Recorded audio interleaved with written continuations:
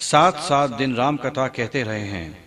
इस पर हमको लगता है कि श्री नित्य गोपाल भगवान को व्यथा थी और उन्होंने रामचरित की पूरी 9 दिवसीय कथा गुरुजी के मुख से सुनने के लिए मुंबई से कथा कैंसल करवाकर वृंदावन में करवाई। तो करने कराने वाले तो आपके सामने मस्ती में नाच रहे हैं और हम तो निमित्त मात्र ही उनकी इशारों पर नाच रहे हैं। तो नाचते नाचते ही हम इन नाचने और नचाने वाले ब्रिज बिहारी वृषभान दुलारी के पुजारी को प्रणाम करते हैं। मोरी सुधारही सो सब भांति, जासु कृपा नहीं कृपा अघाती। इस प्रकार उन्होंने जहां सुधार चाहा किया है तथा आगे भी करते रहेंगे। पूज्य पिताजी ने परम पूज्य महाराज श्री का सानिध्य उन्हीं की कृपा से प्राप्त किया, या ऐसा कहें कि महाराज श्री ने अपना सानिध्य प्राप्त कराया था नहीं, वह सानिध्य आज भी वैसा ही है। हम धन्य हैं और उस धन्यता का अनुभव अनवरत प्रतीत होता रहता है। परम पूज्य महर्षि के रूप में असीम अनुकंपा है आपकी हम पर, आपका स्नेह भाजन सदा बना रहूं यही अभिलाषा है। राम कथा का रस जिसको आ गया, मुक्ति का परम पद वह जीते जी पा गया। रस वृंदावन में, रस से भरी राधा रानी के राज में, रसराज भगवान श्री कृष्ण के सामने राम कथा रस जब पूज्य गुरु जी की रसीली वाणी से टपकेगा तो सचमुच हमारे कान कम पड़ेंगे, हृदय एक रस से भर जाएगा और भर ही नहीं जाएगा बल्कि आंखों के रास्ते छलक आएगा और उस रस का नाम भक्ति होगा। तो आपको आपकी दुनिया दुकनिया मुन्नू मुनिया को भुलाकर राम कथा रूपी कलकल करती भक्ति कालिंदी में गोते लगवाने हेतु गुरुजी कृपा करने जा रहे हैं। मैं उनके श्री चरणों में साष्टांग दंडवत प्रणाम करता हूं।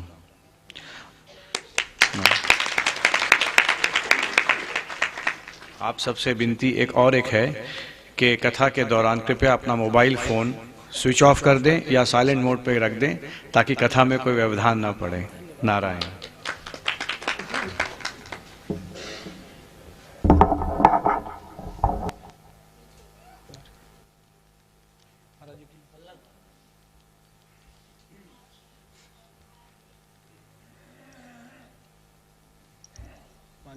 महाराज जी बोलो।